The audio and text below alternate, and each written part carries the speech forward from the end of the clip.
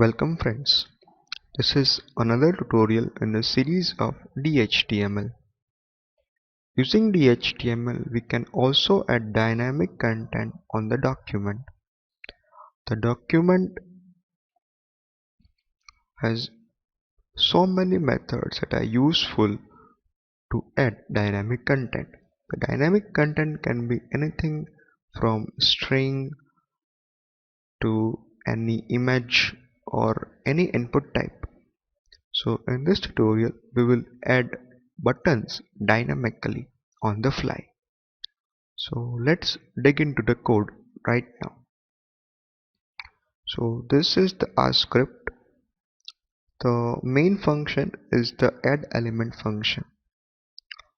When we click on the button which is here in the paragraph section, add element function is invoked.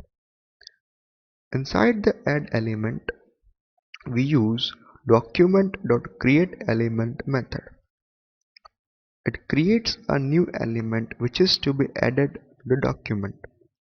Then we use element.setAttribute to set the type of that input. Here the type is button.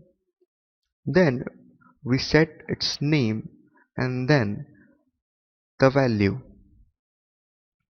After that we get a reference to the span1. Then append the newly created element to the span1. We can create as many buttons as we wish. So when we preview it in a web browser and click on the button which says add, dynamically buttons will be added on the document. So let's save the script and preview it in a browser. So it looks like this. When we click on the add button, a newly created button will be added here. Again, more we click, the more the number of buttons on the screen appears. So this was about creating dynamic content using DHTML.